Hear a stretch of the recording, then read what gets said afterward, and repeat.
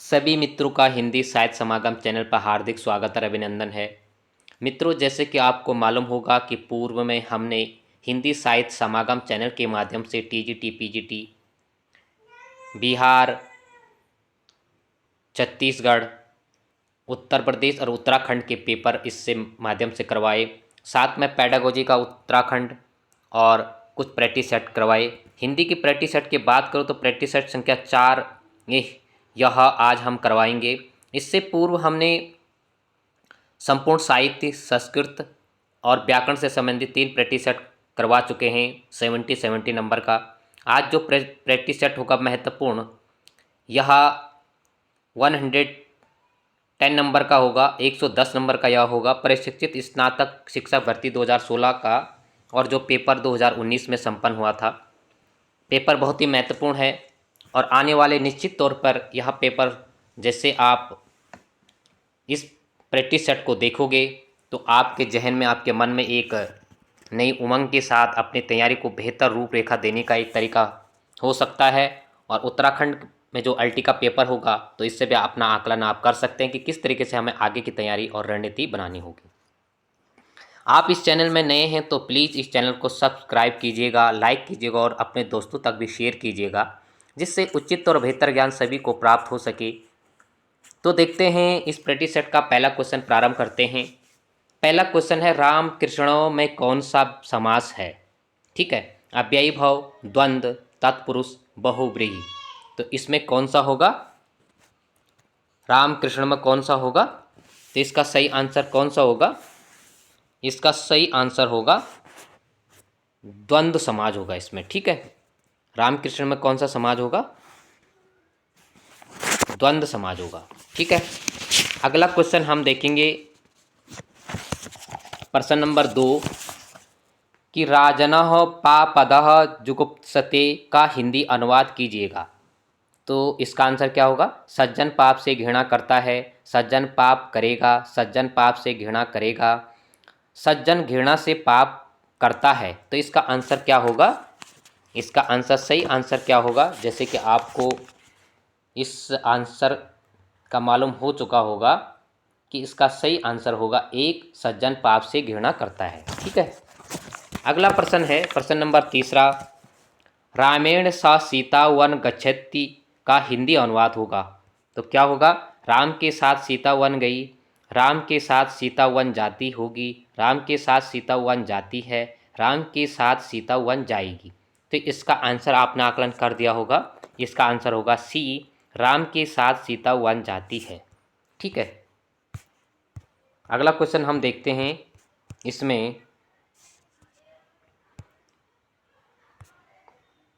5वां नंबर का प्रश्न, राहुल सकृत्यान ने हिंदी का पहला कवि किसे माना? लुइप्पा, सबरप्पा, सरप्पा, चंद्रबरदाई। तो राहुल सकृत्यान ने पहला कवि किसे माना था? तो उन्होंने सी, इसका आंसर होगा, उन्होंने किसको माना था? सरप्पा को माना था। 6 नंबर का प्रश्न है, किस इतिहास लेखक ने अपने इतिहास ग्रंथ में लगभग 5000 कवियों का विवरण दिया था? तो 6 नंबर का आंसर क्या होगा? मिश्रबंध, Shiv Singh Sengar, Ramchandra Shukla, sir George Gierson. तो इसका सही आंसर होगा ए, यानी मिश्र बंधु ने दिया था। ठीक है, 7वां नंबर का प्रश्न है, गौड़ीय संप्रदाय के प्रवर्तक आचार्य थे वल्लभाचार्य, मध्वाचार्य, चेतन महाप्रभु, स्वामी हरिदास। तो गौड़ीय संप्रदाय के प्रवर्तक कौन थे? चेतन महाप्रभु। सी आंसर इसका होगा। 8वां नंबर का प्रश्न है, अष्टछाप में कवियों की संख्या कितनी थी? 10, 8, 12, 15। तो अष्टछाप में आपको मालूम होगा कि कितनी कवियों की संख्या थी। तो इसमें कवियों की संख्या थी 8। 9 नंबर का प्रश्न है, सूफी कवि नूर मोहम्मद की रचना का नाम है? मधुमालती, अनुराग बांसुरी, चंद्रावती, इंद्रावती। ठीक है, तो सूफी कवि नूर मोहम्मद की रचना कौन थी? अनुराग बांसुरी। इस प्रश्न में मैं एक प्रश्न, इस प्रश्न में अतिरिक्त प्रश्न में आप पर छोड़ रहा हूं कि इसका आंसर वास्तव में क्या होगा। कमेंट बॉक्स पर आप अपना जवाब दीजिएगा। पिन करके इसका सही आंसर भी मैं आपको बताने की कोशिश करूंगा। तो अनुराग बांसुरी के अतिरिक्त इनकी कौन सी रचना है, ठीक है।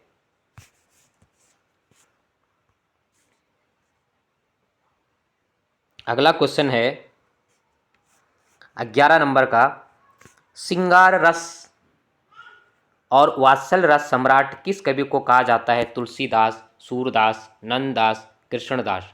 तो किसको कहा जाता है 11 का? तो आपको मालूम है कि सूरदास को श्रृंगार और वात्सल रस सम्राट कहा जाता है, ठीक है। 12वां नंबर का प्रश्न है, भक्ति का प्रारंभ कहाँ से हुआ? पूर्वी भारत, दक्षिण भारत, पश्चिम भारत, उत्तरी भारत। तो भक्ति रस का प्रारंभ कहाँ से हुआ था? दक्षिण भारत से हुआ था, ठीक है। भक्ति द्रविण उपजे लाए रामानंद, ठीक है। 13 नंबर का प्रश्न है, ज्ञानदीप की रचिता का नाम है माजन, कुतुबन, उस्मान, शेख नवी। तो ज्ञानदीप किसकी रचना है? 13 नंबर का ज्ञानदीप है शेख नवी की, ठीक है। 14 नंबर का प्रश्न है, सूरदास के दृष्टिकूट पद किस काव्य ग्रंथ में संकलित हैं? सूरसागर, साहित्य लहरी, सूर सरावली, इनमें से कोई नहीं। तो दृष्टिकूट पद किसमें? इनके साहित्य लहरी में, ठीक है। 15 नंबर का प्रश्न हम देखते हैं, इनमें से कौन सी कृति केशव दास की नहीं है? रामचंद्रिका, रसिक प्रिया, अनेकार्थी मंजरी, विज्ञान गीत।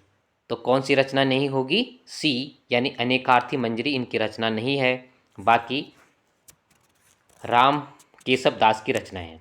16 नंबर का प्रश्न है, आचार्य रामचंद्र शुक्ल ने रीतिकाल का समय माना है 1600 से 1800 विक्रमी, 1700 से 1900, 1500 से 1750, 1600 से 1850।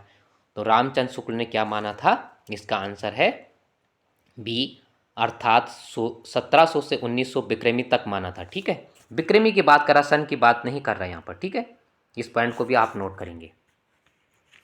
अगला प्रश्न है 17 नंबर का प्रश्न है, रीतिकाल में किस रस की प्रधानता काव्य में रही थी? श्रृंगार, भक्ति, शांत, रौद्र। तो श्रृंगार रस की प्रधानता थी, ठीक है। 18 नंबर का प्रश्न है, इनमें से रीतिकाल का कौन सा कवि अपने प्राकृतिक चित्रण के लिए विख्यात है?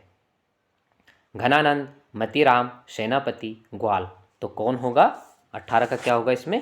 तो सेनापति प्राकृतिक चित्रण के लिए क्या थे? प्रसिद्ध थे, ठीक है। 19 नंबर का प्रश्न है, ब्राह्मण पत्र के संस्थापक संपादक का नाम है। संस्थापक और संपादक एक ही हुआ, ठीक है। भारतेंदु, प्रताप नारायण मिश्र, बालकृष्ण भट्ट, मदन मोहन मालवीय। तो इसका आंसर क्या होगा? बी यानी 19 का प्रताप नारायण मिश्र होगा, ठीक है। अगला क्वेश्चन हम देखते हैं, 20 नंबर का प्रश्न देखते हैं, इनमें से छायावादी कवि नहीं है? सूर्यकांत त्रिपाठी निराला, सुमित्रा नंदन पंत, जयशंकर प्रसाद, शिव मंगल सिंह सुमन। तो कौन से इसमें से छायावादी कवि नहीं होंगे? शिव मंगल सिंह सुमन, ठीक है। अगला 21 नंबर का प्रश्न हम देखेंगे, कुरु कुरु स्वाहा उपन्यास के लेखक इनमें से कौन है? मूसा प्रेमवंदा, धर्मवीर भारती, राही मासूम रजा, मनोहर श्याम जोशी। तो कुरु कुरु स्वाहा काफ़ी प्रसिद्ध रचना है, तो यह किसकी है? यह है, आप जानते होंगे, मनोहर श्याम जोशी की है, ठीक है। मनोहर श्याम जोशी काफ़ी प्रसिद्ध उपन्यासकार रहे। इनके उपन्यासों की बात करें तो कसब, हम जात, क्या आप, कौन हूँ मैं, कपीस जी, वध स्थल तथा उत्तराधिकारिणी आदि काफ़ी प्रसिद्ध इनकी रचनाएं थी, ठीक है। 22 नंबर का प्रश्न है, आवारा मसीहा के लेखक हैं अमृत राय, विष्णु प्रभाकर, रामविलास शर्मा, मोहन राकेश। तो आवारा मसीहा किसकी रचना है? विष्णु प्रभाकर की। काफ़ी प्रसिद्ध यह शरद चंद्र के जीवन पर है, ठीक है ना। और हम बात करें अमृत राय तो कलम का सिपाही उन्होंने रचना लिखी थी, ठीक है। ये जीवनी उन्होंने लिखी थी। 23 नंबर का प्रश्न है, कामायनी के कुल कितने सर्ग हैं? तो कामायनी में कुल सर्गों की संख्या कितनी है? 8, 10, 12 और 15। जिसमें 15 सर्गों की 15 सर्ग हैं, ठीक है। 24 नंबर का प्रश्न है, रत्नाकर कीर्ति उद्धव शतक किस भाषा में लिखा गया है? अवधी, ब्रज भाषा, खड़ी बोली, अपभ्रंश। तो ब्रज भाषा में उद्धव शतक लिखा गया है, ठीक है। 24 का बी ब्रज भाषा। अगला प्रश्न हम देखते हैं 25 नंबर का। इनमें से किस नाटक में नारी के पुनर्लगन की समस्या उठाई गई है? स्कंदगुप्त, ध्रुव स्वामिनी, अजातशत्रु, चंद्रगुप्त। तो 25 का सही आंसर क्या होगा?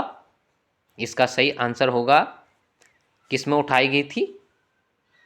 ध्रुव स्वामिनी में उठाई गई थी, ठीक है। इनके प्रसिद्ध हैं अजातशत्रु, चंद्रगुप्त और स्कंदगुप्त, ठीक है। स्कंदगुप्त 28 में, चंद्रगुप्त 31 में और ध्रुव स्वामिनी 33 में, ठीक है। 26 में, इनमें से किसने सर्वाधिक ऐतिहासिक नाटक लिखे हैं? मोहन राकेश, जयशंकर प्रसाद, लक्ष्मी नारायण लाल, सुरेंद्र वर्मा। तो सबसे ज़्यादा जो नाटक लिखे हैं, ऐतिहासिक नाटक की बात यहाँ पर हो रही है, तो जयशंकर प्रसाद जी ने ऐतिहासिक नाटकों की संख्या बहुत से अधिक थी। 27 नंबर का प्रश्न है, सन 1975 के बाद की कविता को इसमें से क्या नाम दिया गया? नई कविता, समकालीन कविता, अकविता, नवगीत। तो 75 के बाद जो नाम दिया गया था वो कौन सा नाम दिया गया था? समकालीन। 75 के बाद क्या नाम दिया गया था? तो 75 के बाद समकालीन नाम दिया गया था, ठीक है। अगला प्रश्न है, राग दरबारी नामक उपन्यास के लेखक हैं निर्मल वर्मा, नरेश मेहता, विवेकी राय, श्रीलाल शुक्ल। तो इसका आंसर सही क्या होगा? नरेश मेहता। नरेश मेहता की काफ़ी प्रसिद्ध उपन्यास हैं और इनके शून्य घाटी का सूरज, अज्ञातवास, सीमाएं टूटती है, मकान और विश्रामपुर का संत काफ़ी प्रसिद्ध उपन्यास इनके हैं, ठीक है। अगला हम 29 नंबर का प्रश्न देखते हैं, अचेतन कहानी का प्रवर्तक इनमें से कौन है? जैनेन्द्र, महेप सिंह, कमलेश्वर, निर्मल वर्मा। तो सचेतन कहानी के कौन थे? जैसे कि आपको मालूम होगा, सचेतन कहानी का महेपत सिंह था, ठीक है, महेप सिंह था, ठीक है। नई कहानी की बात करें तो ये काफ़ी क्वेश्चन हर बार पूछा जाता है। जैसे नई कहानी, तो नई कहानी का जो प्रवर्तक थे वह राजेंद्र यादव, मोहन राकेश और कमलेश्वर थे, ठीक है। और समांतर कहानी थी जो वह हर कमलेश्वर की थी। सक्रिय कहानी राकेश वत्स, सहज कहानी अमृत राय और अक्कानी भी काफ़ी प्रसिद्ध है गंगा प्रसाद विमल की। और सचेतन कहानी किसकी है? महब सिंह की। ये पॉइंट आपको याद होना चाहिए। 7-8 ये कहानियाँ हैं। हर बार किसी न किसी पीजीटी, टीजीटी, यहाँ तक कि नेट में भी इस प्रकार के मिलान करने के लिए क्वेश्चन पूछा जाता है, ठीक है।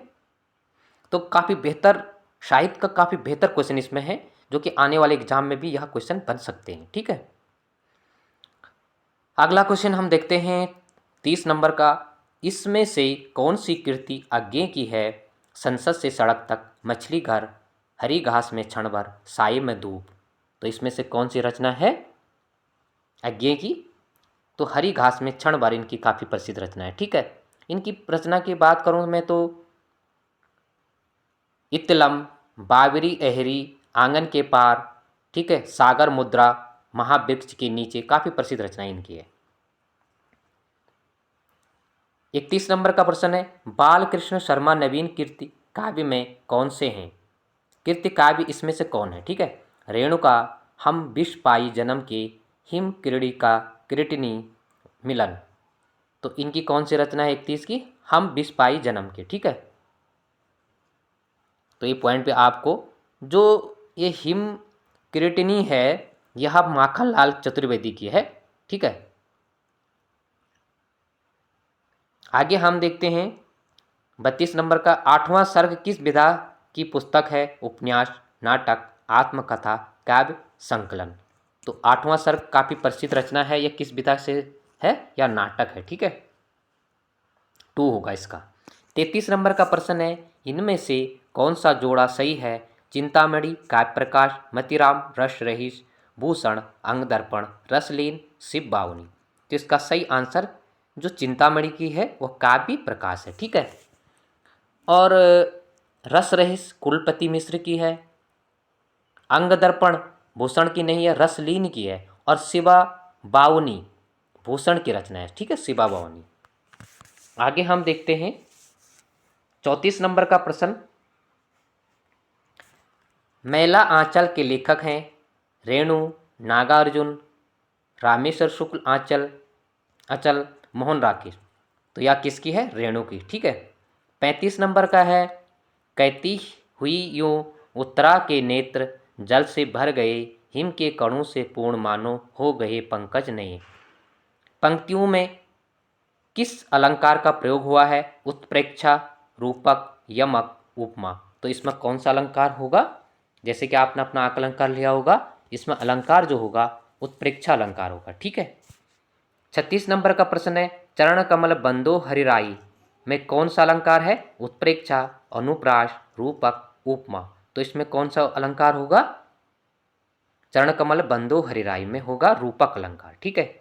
37 नंबर का प्रश्न है, रघुकुल रीत सदा चले आई, प्राण जाए पर बचन न जाई। इन पंक्तियों में किस छंद का प्रयोग किया गया है? उल्लाला, चौपाई, सरोटा, दोहा। तो इसका सही आंसर क्या होगा?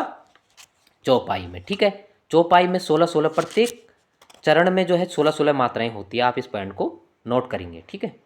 और पहले चरण की तुक दूसरे चरण से तथा तीसरे चरण की तुक चौथे चरण से मिलती है, यह भी महत्वपूर्ण है। तो इन बातों को भी आपने ख्याल रखना है। ज़्यादा व्याख्या हम नहीं कर सकते हैं, अगर व्याख्या करेंगे तो काफ़ी लंबा ये वीडियो हो जाएगा।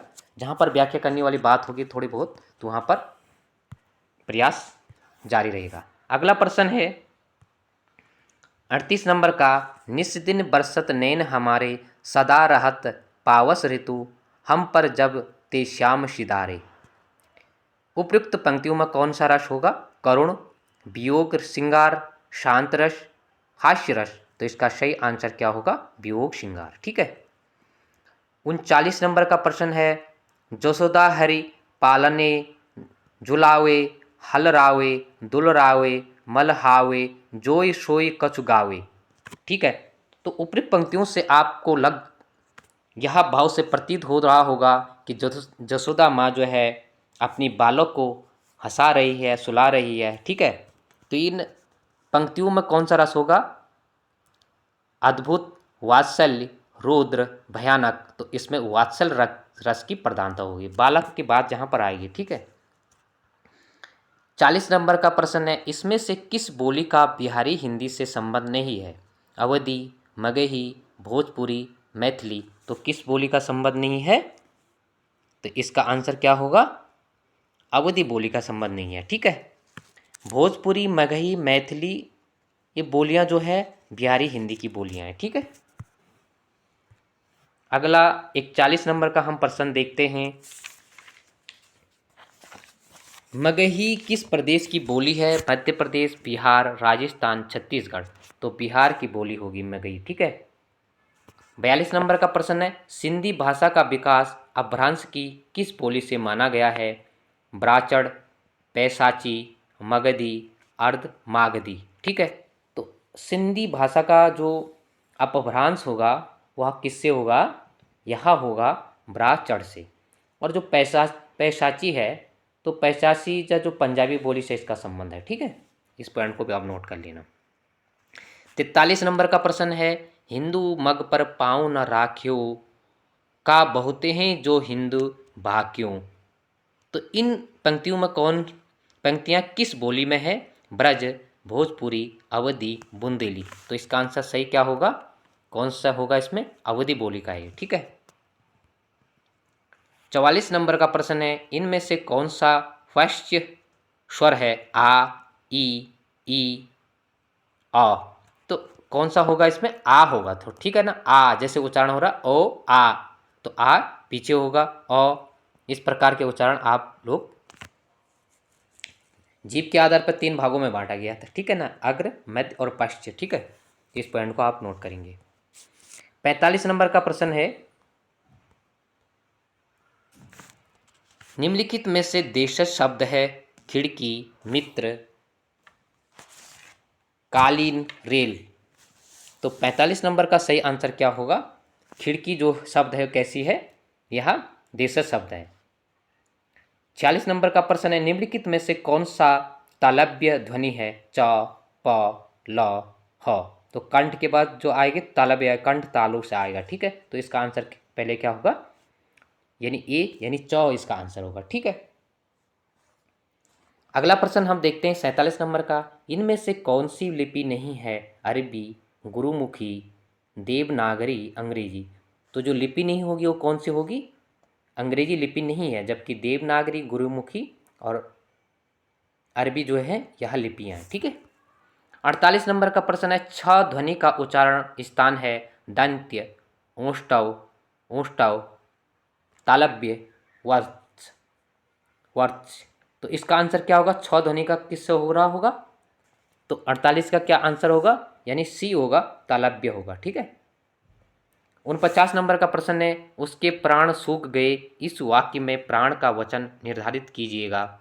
एक वचन, बहुवचन, द्विवचन, इसमें से कोई नहीं। तो 49 का क्या होगा? बी, यानी बहुवचन होगा, ठीक है। 50 नंबर का प्रश्न हम देखेंगे। 50 नंबर का प्रश्न, सज्जन का संधि विच्छेद क्या होगा? सद धन जन, सत धन जन, सत धन जान, सज धन जान जन। तो इसका क्या होगा? सत धन जन होगा, यानी 50 नंबर का प्रश्न का सही आंसर क्या होगा? बी।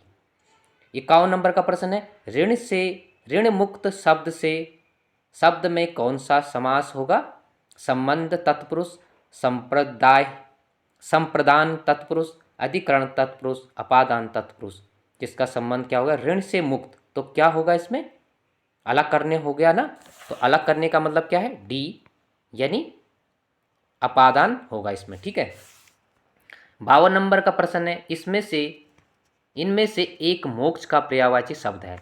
निर्वाण, दशा, गति, चाल। तो निर्वाण जो है क्या है होगा? मोक्ष का पर्यायवाची शब्द होगा, ठीक है। 52 नंबर का। 53 नंबर का प्रश्न देखते हैं, चर्म शब्द का समविनार्थक शब्द है? चरम, चमड़ा, चित्र, अंतिम। तो क्या होगा इसका? चरम शब्द का क्या होगा? चरम होगा, ठीक है। चर्म शब्द का क्या होगा? चरम होगा, ठीक है, यानी ए होगा इसका। आगे हम 53 नंबर का, 54 नंबर का प्रश्न देखते हैं। खाक में मिलाना मुहावरे का सही अर्थ है? सब तोड़ देना, कीचड़ में मिला देना, नष्ट कर देना, हानि पहुंचाना। तो 54 का सही आंसर क्या होगा? खाक में मिलाने का मतलब है नष्ट कर देना। 55 नंबर का, इसमें से कौन सी कालिदास की दूसरी रचना है? रघुवंशम, अभिज्ञान शाकुंतलम, 10 रूपक, प्रतिभा नाटकम। तो इसका सही आंसर क्या होगा? 2, यानी बी, अभिज्ञान शाकुंतलम, ठीक है। दूसरी ओर हम देखते हैं कि कालिदास की काफ़ी प्रसिद्ध रचना है रघुवंशम, अभिज्ञान शाकुंतलम, मेघदूतम, ऋतुसंहारम, ठीक है। प्रतिभा नाटकम भास की रचना है और 10 रूपक धनंजय की है। तो इन पॉइंटों को भी आप नोट कर लेंगे। बात करें टीजीटी, पीजीटी, उत्तर प्रदेश और अन्य प्रदेशों की बात, और एलटी लेक्चरर। टीजीटी जो उत्तर प्रदेश है, उत्तराखंड में एलटी के नाम से जाना जाता है, तो आपको कन्फ्यूजन होने की ज़रूरत नहीं है। पीजीटी जो केबीएस नवोदय और उत्तर प्रदेश में पीजीटी है, वही उत्तराखंड में लेक्चरर है, ठीक है। तो संभवतः इन रचनाओं से संस्कृत काव्य शास्त्र से भास हो गया, दंडी हो गया, भवभूति हो गया, कालिदास हो गया, हर्ष हो गया, इनकी रचना पूछी जाती है, क्योंकि संस्कृत, हिंदी का संबंध संस्कृत से भी है और उत्तराखंड संस्कृत से भी प्रश्न पूछे जाते हैं। तो यह भी आपके लिए बहुत ही महत्वपूर्ण होगा। इनके सर्ग भी आपको नोट होने चाहिए, और इनके सर्ग आप नोट कर सकते हैं एक पुस्तक में, एक नोट्स बुक में, जिससे कि आने वाले एग्जाम में आपको फायदा मिल सके। 56 नंबर की प्रश्न की बात करें हम, मालती माधव किस की रचना है? भट्ट गोपाल, बहुभूति, श्रीहर्ष, दंडी। तो मालती माधव किसकी रचना है? बहुभूति की है, ठीक है। 57 नंबर का प्रश्न है, 10 कुमार चरित किसकी रचना है? कालिदास, दंडी, भवभूति, माश की। तो 10 कुमार चरित किसकी रचना है? 10 कुमार चरित किसकी है? दंडी की। और 10 कुमार चरित्र, काव्य, दर्श, अवंती सुंदरी और कला परिच्छेद जो है दंडी की काफी प्रसिद्ध रचना है। ठीक है। महावीर चरित्र, मालती माधव, उत्तर रामचरित ये बहुभूति की रचनाएं हैं। अगला प्रश्न है 58 नंबर का, रामू घर से निकला, इस वाक्य में घर से में कौन सा कारक है? करण, अपादान, कर्ता, संप्रदान। तो रामू घर से निकला, वो घर से अलग हुआ, तो इससे इसका मतलब क्या होगा? यहाँ पर अपादान होगा। ठीक है। अगला क्वेश्चन हम देखते हैं 59 क्वेश्चन हम देखते हैं। गठरी शब्द है स्त्रीलिंग, पुल्लिंग, विधिलिंग, नपुंसक लिंग। तो क्या होगा? गठरी शब्द, गठरी बांधी, गठरी लाए, तो इसमें क्या होगा? आप समझ चुके होंगे। इसके मतलब यह क्या है? स्त्रीलिंग शब्द है। ठीक है। आप शब्दों से भी आकलन कर सकते हैं कि उनका उच्चारण किस भाव से हो रहा है। ठीक है। 60 नंबर का प्रश्न है, अत्याचार शब्द में कौन सी संधि है? दीर्घ, यण, गुण, वृद्धि संधि। तो 60 नंबर का सही आंसर क्या होगा? इसमें यण संधि होगी। ठीक है। 61 नंबर का प्रश्न है, उत्तर दक्षिण में कौन सा समास है? बहुब्रीहि, द्वंद्व, अव्ययीभाव और द्विगु समाज। तो उत्तर और दक्षिण, इसमें क्या होगा? द्वंद्व समाज होगा। 62 नंबर का है, रामः रावणः मारः, में कौन सा लकार होगा? लिट लकार, लंग लकार, लट लकार और लट लकार। तो इसमें क्या होगा? 62 नंबर का इसका सही आंसर होगा लिट लकार होगा। ठीक है। अगला हम 63 नंबर का प्रश्न देखते हैं। मति शब्द में कौन सी विभक्ति होगी? प्रथमा, सप्तमी, तृतीय, चतुर्थी। तो मति शब्द में क्या कौन सी विभक्ति होगी? तो मति शब्द में प्रथम विभक्ति होगी। विभक्तियों को विशेष रूप से उत्तराखंड की परिदृश्य में अगर देखा जाए, उत्तराखंड के जो सिलेबस के अकॉर्डिंग देखा जाए, तो आपको लट लकार, धातु रूप और शब्द रूप होने ही चाहिए। पिछली बार की बात करूं 2021 की, तो शब्द रूप 8 से 9 क्वेश्चन संस्कृत से पूछे गए थे, जिसमें 3 जो हैं क्वेश्चन उसमें शब्द रूप से पूछे गए थे। तो इन बातों को भी आपको ध्यान में रखना है। और बहुत ही अच्छा है कि इसमें संस्कृत के शब्दों का बहुत ज़्यादा रूप हो गए, और संस्कृत से 10 से 20 से 25 क्वेश्चन हैं, तो आपका रिवीजन अच्छी तरीके से हो सकता है। और इस रिवीजन करने के उपरांत आप अपना आकलन स्वयं कर सकते हैं कि आने वाली अग्नि परीक्षा के लिए हमें किस प्रकार की रणनीति, किस प्रकार से कार्य करना चाहिएगा। यह समझ आपको औषधि का कार्य करेगी आने वाले एग्जाम में। आगे 64 नंबर का प्रश्न देखते हैं हम। इदम रमेशस्य पुस्तकम अस्ति का हिंदी अनुवाद कीजिए। यह रमेश की पुस्तक है, यह रमेश की पुस्तक है, ये रमेश की पुस्तक है होगी, और वो रमेश की पुस्तक होगी। तो इसका आंसर क्या होगा? इदम रमेशस्य पुस्तकम अस्ति। तो इसका सही आंसर क्या होगा? यह रमेश की पुस्तक है। वह नहीं होगा, यह होगा। ठीक है। 65 नंबर का प्रश्न है, बालिका गच्छन्ति अस्ति का हिंदी अनुवाद क्या होगा? बालिका जाएगी, बालिका जाती होगी, बालिका जा रही थी, बालिका जा रही है। तो 65 नंबर का सही आंसर क्या होगा? बालिका जा रही है। अगला क्वेश्चन हम देखते हैं 66 नंबर का। सूफी साधना के 4 पड़ावों में से इसमें से कौन सा नहीं है? शरीयत, तरीकत, मलकत, मारिफत। तो मलकत इससे संबंध नहीं है। ठीक है। जबकि इन 4 पड़ावों की बात करें तो इश्क हकीक तक पहुंचने के लिए साधक को 4 पड़ावों से गुजरना पड़ता है। ये सूफियों का मत है। ठीक है। सूफी सिद्धांत में इश्क हकीक तक पहुंचने के लिए साधक को 4 पड़ावों से गुजरना पड़ता है। किन पड़ावों से? शरीयत, तरीकत, हकीकत और मार्फत से गुजरना पड़ता है। ठीक है। 67 नंबर का प्रश्न हम देखते हैं। कुआनो नदी इनमें से किस कवि की कृति है? सर्वेश्वर दयाल सक्सेना, शमशेर बहादुर सिंह, कुंवर नारायण, कीर्ति चौधरी। तो इसका आंसर क्या होगा? सर्वेश्वर दयाल सक्सेना। ठीक है, सर्वेश्वर दयाल सक्सेना की काफ़ी प्रसिद्ध रचनाएं और भी हैं, जैसे काठ की घंटिया, बांस का फूल, एक सूनी नाव, गर्म हवाएं, जंगल का दर्द, खूंटियों पर टंके लोग, ये काफ़ी प्रसिद्ध है। ठीक है, अगला हम क्वेश्चन देखते हैं 68। नाथ संप्रदाय के प्रवर्तक इनमें से कौन थे? गोरखनाथ, महानाथ, चरपटनाथ, नेमिनाथ। तो गोरखनाथ थे। ठीक है, 69। महापुराण के रचनाकार कौन है? अब्दुर रहमान, पुष्यदंत, धनपाल, स्वयंभू। तो महापुराण किसकी रचना है? पुष्यदंत की रचना है। ठीक है, पुष्यदंत की काफ़ी प्रसिद्ध रचनाएं हैं इनकी भी। 63 महापुरुष, गुण अलंकार, अणेय कुमार चरयो और जस हरि चरयो, ये काफ़ी प्रसिद्ध रचनाएं इनकी। ठीक है, 70 नंबर का प्रश्न, रस मंजरी किस कवि की कृति है? केशव, भूषण, नंददास, छीत स्वामी। तो किसकी रस मंजरी किसकी कृति है? नंददास की। नंददास की काफ़ी प्रसिद्ध रचनाएं हैं, जैसे अनेकार्थी मंजरी, मान मंजरी, सुदामा चरित, रूप मंजरी, विरहा मंजरी और राष्ट्र पंचाध्याय काफ़ी प्रसिद्ध रचना है, और दशम स्कंद भी काफ़ी प्रसिद्ध रचना है इनकी। ठीक है, 71। मृगावती के रचनाकार हैं माजन, आलम, कुतुबन, मुल्ला दाऊद। तो मृगावती किसकी रचना है?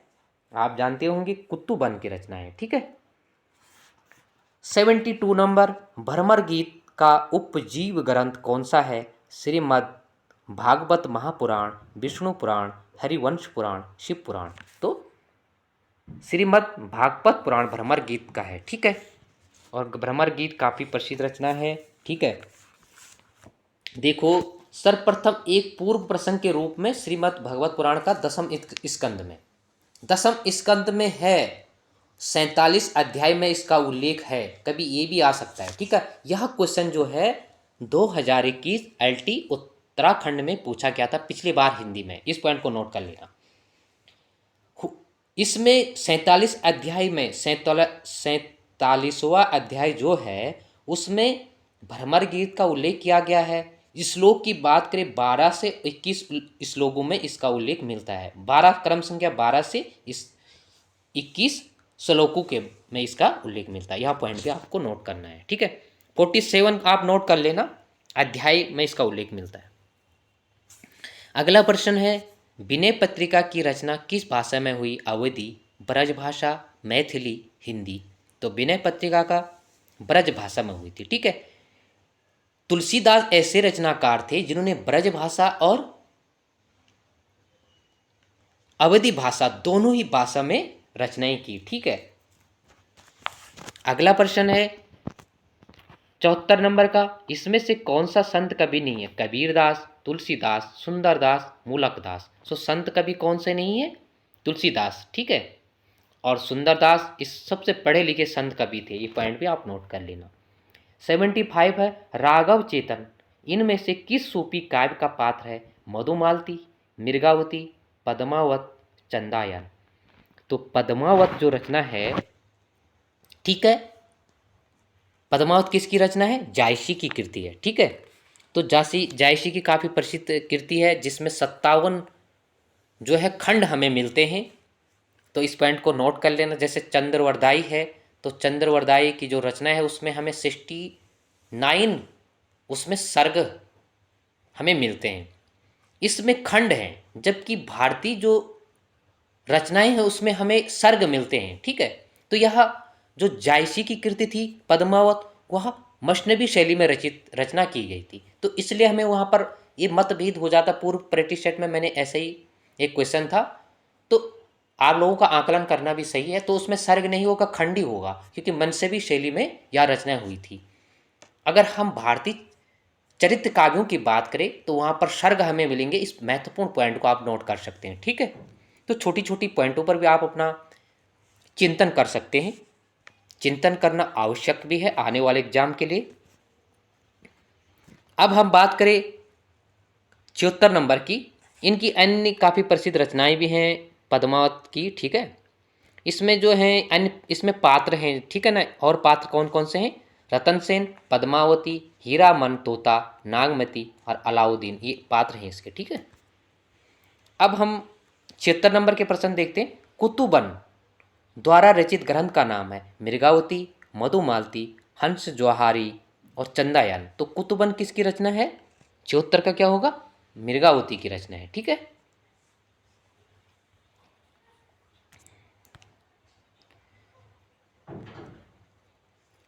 अगला हम देखते हैं 77 नंबर का प्रश्न देखते हैं। राम भक्त शाखा में रसिकोपासना का समावेश किसने किया था? केशवदास, अग्रदास, लालदास, नाभादास। तो अग्रदास ने किया था, ठीक है। अग्रदास ने जो है, अग्रदास की अन्य रचनाएं हैं जैसे ध्यान मंजरी, हितोपदेश और अष्टयाम, काफ़ी प्रसिद्ध रचना, और राम ध्यान मंजरी भी इनकी रचना है, ठीक है। 78 नंबर का प्रश्न है। मदनाष्टक के रचिता का नाम क्या है? केशव, रसकान, रहीम, नरोत्तम दास। तो मदनाष्टक किसकी रचना है? यह है रहीम की रचना है, सी। 79 नंबर का प्रश्न है। केशव दास को किस वर्ग में रखना समीचीन है? रीतिबद्ध, रीतिमुक्त, रीतिसिद्ध, स्वच्छंदतावादी। तो केशव दास किससे थे? केशव दास की जो रचना थी रीतिबद्ध कवि में इनका रखा जाता है, ठीक है। और रीतिबद्ध कवि में जैसे केशव दास, चिंतामणि, कुलपति मिश्र, देव, भिखारी, पद्माकर और मतीराम, ठीक है। तो ये किस में थी? ये रीतिबद्ध में थी, ठीक है। जैसे रीतिमुक्त थे घनानंद थे, बोधा थे, आलम थे, ठाकुर द्विजदेव थे, ठीक है। इस प्रकार से आपका अपना चिंतन होना चाहिए। 80 नंबर का प्रश्न है। शिवा बावनी के रचिता का नाम है जसवंत सिंह, केशव, भूषण, पद्माकर। तो शिवा बावनी किसकी रचना है? यह रचना है भूषण की, ठीक है। भूषण की रचना जैसे शिवराज भूषण, छत्रसाल दशक, भूषण उल्लास, भूषण हजारा आदि रचना इनकी है, ठीक है। 61 क्वेश्चन। भारतीय युग का एक अन्य नाम है प्रगति, प्रयोग काल, जागरण सुधार काल, पुनर्जागरण काल, नव सामंत काल। तो भारतीय का अन्य जो ये काल का नाम था वो क्या नाम था इनका? इसका आंसर सही क्या होगा? पुनर्जागरण काल के नाम से भी जाना जाता है, ठीक है। 63 नंबर का प्रश्न है। तार सप्ताह का प्रकाशन किस सन में हुआ था? 1930, 1950, 1935, 1943। तो तार सप्ताह का प्रकाशन कब हुआ था? 1943, ठीक है। 1951 में दूसरा तार सप्ताह, 1959 में तीसरा और 1979 में चौथा, ठीक है। 84 नंबर का प्रश्न है। इसमें से कौन सा उपन्यास यशपाल का नहीं है? दादा कामरेड, कब तक पुकारो, दिव्या, झूठ सच। तो यशपाल का कौन सा नहीं है? इसमें से कौन सा रचना नहीं होगा? कब तक पुकारो रचना नहीं होगा, ठीक है। यशपाल का नहीं है, ये राघे राघव का है। इनकी अन्य रचनाएं जैसे देशद्रोही, मेरी तेरी उसकी बात। 85 नंबर का है। तीसरा सप्तक का कब प्रकाशित हुआ? तीसरा सप्तक कब प्रकाशित हुआ? अभी पूर्व में मैंने इसका उल्लेख किया था। 85 नंबर का क्वेश्चन है। 1960, 1960, 1959, 1951, 1970। तो 1920 आंसर इसका ठीक होगा और चौथा का 1979 होगा, ठीक है। 86 नंबर का है। पुष्प की अभिलाषा नामक प्रसिद्ध कविता के रचिता कौन है? बालकृष्ण शर्मा नवीन, रामधारी सिंह दिनकर, माखनलाल, रामनरेश त्रिपाठी। तो यह किसकी होगी? माखनलाल चतुर्वेदी की रचना है, ठीक है। कई बार ये लिखने के लिए भी इनका शुद्ध नाम आता है, तो मक्खन मत लिख देना, मक्खन माखन होता है, ठीक है। शुद्ध अशुद्ध लिखने के लिए भी आ जाता है। जैसे राहुल शकृत्यान का नाम आए तो कई बार शस्कृत्यान हो जाता है। संस्कृत शब्द से संस्कृत्यान, लेकिन साकृत्यान होता है वहाँ पर। कालिदास में छोटी की मात्रा होगी, तो इन छोटे छोटे कभी कभी अशुद्ध शुद्ध अशुद्ध लिखने के लिए भी क्वेश्चन बन जाता है। अगला हम 87 नंबर का प्रश्न देखेंगे। आधुनिक मीरा किसे कहा जाता है? सुभद्रा कुमारी चौहान, मन्नू भंडारी, महादेवी वर्मा, उषा प्रियवंदा। तो महादेवी वर्मा होगा, ठीक है। 88 नंबर का प्राकृतिक का सुकुमार राजकुमार किसे कहा जाता? अब प्राकृतिक का सुकुमार राजकुमार, प्रसाद, पंत, निराला, बच्चन। तो इसका आंसर क्या होगा? बी यानी पंत होगा, ठीक है। 90 नंबर का प्रश्न है, हिंदी खड़ी बोली का प्रथम महाकाव्य कौन सा है? साकेत, सामधेनी, हल्दी घाटी, प्रिय प्रवास। तो प्रथम काव्य कौन सा है? प्रिय प्रवास होगा, जिसकी जो है 1914 में इसका 14 में यह लिखा गया था, ठीक है। प्रिय प्रवास यह किसकी है? प्रिय प्रवास रचना जो हरिओत की है, ठीक है। वैदेही वर्मास की इन्हीं की रचना है। अगला क्वेश्चन है 90 नंबर का, कलम का सिपाही का लेखक कौन है? प्रेमचंद, अमृत राय, रामविलास शर्मा, शिवरानी देवी। तो कलम का सिपाही जो अमृत राय के है, और अमृत राय इनके बेटे थे, ठीक है। जबकि इनकी एक जीवनी लिखी प्रेमचंद की काफ़ी प्रसिद्ध है, प्रेमचंद घर में। तो शिव रानी देवी इनकी पत्नी थी प्रेमचंद की, उन्होंने लिखा था। कलम का सिपाही, कलम का मजदूर मदन गोपाल ने लिखी थी। तो ये 3 रचनाएं काफ़ी प्रसिद्ध है इनके जीवन के आधार पर, ठीक है। मुझे चांद चाहिए किस विधा की रचना? काफ़ी प्रसिद्ध रचना है, ठीक है। मुझे चांद चाहिए किस विधा की रचना है? कविता, नाटक, कहानी, उपन्यास। काफ़ी कन्फ्यूजन हुआ होगा, क्योंकि चांद से 4 रचनाएं हैं, ठीक है। एक तो मुझे चांद चाहिए, एक नीला चांद है, एक कला और बूढ़ा चांद है, और एक चांद का मुंह टेढ़ा है। और ये चारों रचना काफ़ी प्रसिद्ध हैं, ठीक है। इसलिए कह रहा हूँ कि कला और बूढ़ा चांद जो है ये पेपर में आ चुका है। और लेक्चरर 2021 में चांद का मुंह टेढ़ा यह रचना 2021 में आ चुकी है, ठीक है। तो यह कौन सी है? यह उपन्यास विधा की रचना है, ठीक है। और यह रचना किसकी है? सुरेंद्र वर्मा की है।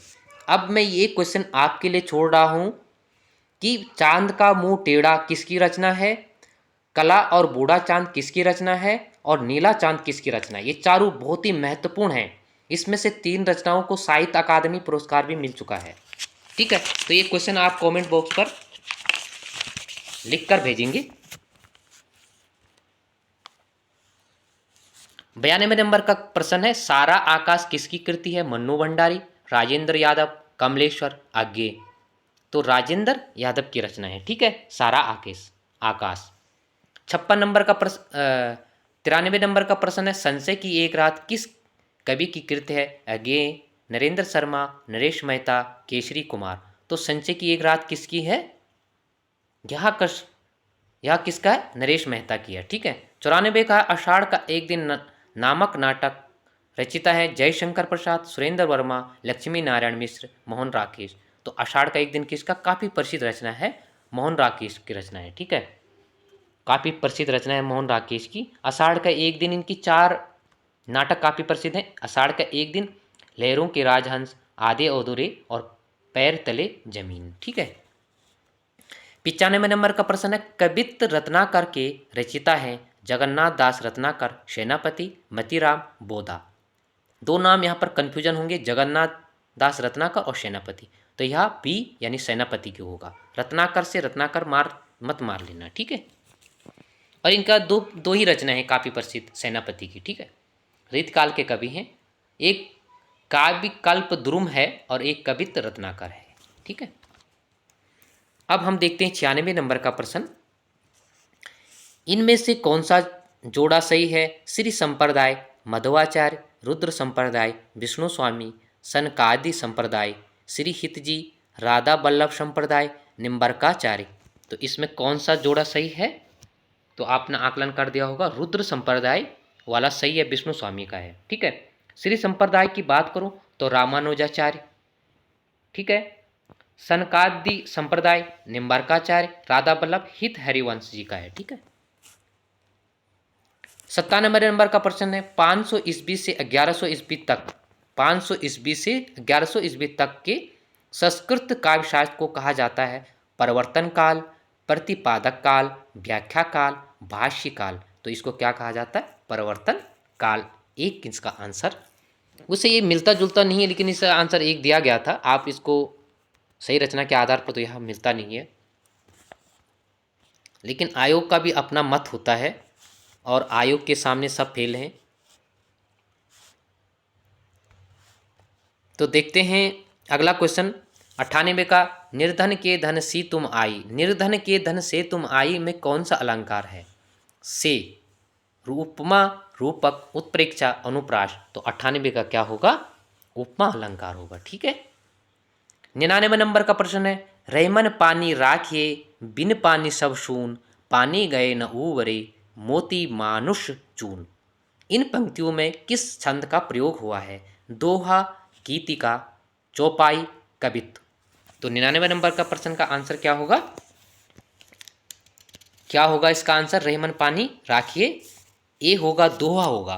देखो दोहा में प्रथम और तृतीय चरण में 11-11 मात्राएं चरण होते हैं, जबकि 11-11 मात्राएं इसमें प्रथम और तृतीय में 13-13 मात्राएं होती है, जबकि द्वितीय और चतुर्थ में 11-11 मात्राएं होती है। इस समचरण आते हैं, अंत में इसका संचरण आता है। ठीक है। 100 नंबर का प्रश्न है, करते अभिषेक पायोद है बलहारी इस देश की, हे मातृभूमि तू सत्य ही सगुण मूर्ति सर्वेश की। तो इसमें कौन सा छंद होगा? दोहा, चौपाई, उल्लाला, गीतिका। तो इसमें कौन सा छंद होगा? इसमें होगा उल्लाला छंद। ठीक है। और उल्लाला छंद में जो है विषम चरण में 15-15 और समचरण में 13-13 मात्राएं आती है। ठीक है। यानी 28, इसमें कितनी मात्राएं होगी? 28 मात्राएं होगी। ठीक है। 101 नंबर का है, कहाँ केकई से सक्रोध दूर हट दूर अरि निर्बोध। 101 नंबर का प्रश्न है, कहाँ केकई ने सक्रोध दूर हट दूर अरि निर्बोध निर्बोध। उपयुक्त पंक्ति में कौन सा रस होगा? वात्सल्य, विभत्स, हास्य, रौद्र। तो विभत्स रस होगा इसमें। ठीक है। 102 नंबर का प्रश्न है, पायो जी मैंने राम रतन धन पायो, वस्त्र अमोलक दी मेरे सदगुरु कृपा करे अपनाओ। तो उपयुक्त पंक्ति में कौन सा रस होगा? वीर, करुण, भक्ति और रौद्र। तो इसमें कौन सा रस होगा? यानी भक्ति रस होगा इसमें। ठीक है।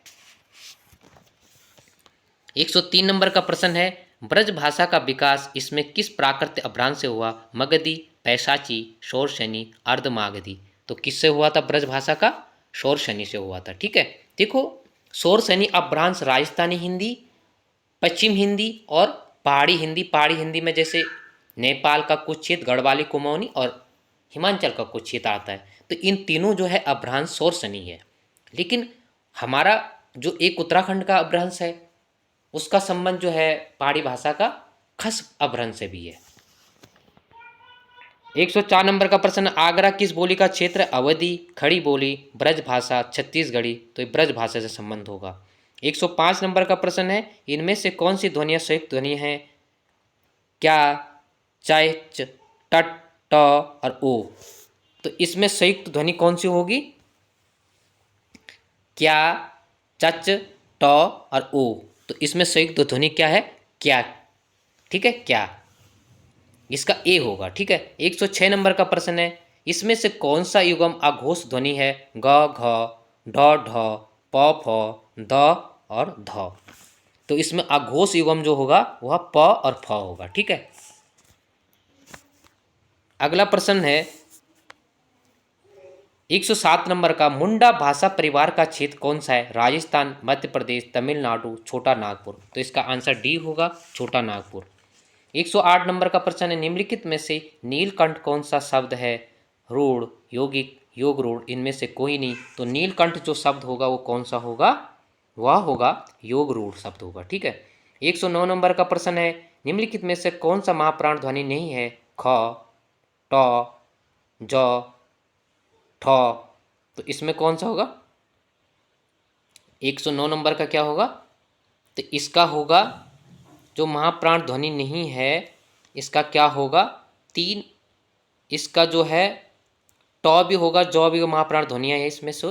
जो आंसर है वो कुछ गलत दिया गया है, तो आप अपना आकलन कर सकते हैं। 110 नंबर का प्रश्न है, हिंदी को राजभाषा के रूप में संवैधानिक मान्यता कब मिली? 26 जनवरी 1950, 14 अक्टूबर 1949, 15 अगस्त 1947, 14 सितंबर 1955। तो इसका सही आंसर क्या होगा? लेकिन इसमें कोई भी ऑप्शन जो है सही नहीं दिया गया है। तो 14 सितंबर 1949 को संविधान में हिंदी को मान्यता मिली थी। ठीक है, 14 सितंबर को। तो 14 सितंबर इसमें है नहीं, 1955 है, 1949 नहीं है। ठीक है, तो आज हमने इस 110 क्वेश्चन करवाए। और दोस्तों, यह प्रैक्टिस सेट आपको अच्छा लगा होगा तो अपने मित्रों तक भी जरूर शेयर कीजिएगा। चैनल को लाइक और सब्सक्राइब जरूर कीजिएगा, जिससे कि आने वाली सूचना, प्रत्येक सूचना, प्रैक्टिस सेट व्याख्यात्मक क्लास की सूचना आप तक उपलब्ध हो सके और आप आगे की क्लासों को भी देख सके। तो आज के लिए इतना ही, धन्यवाद।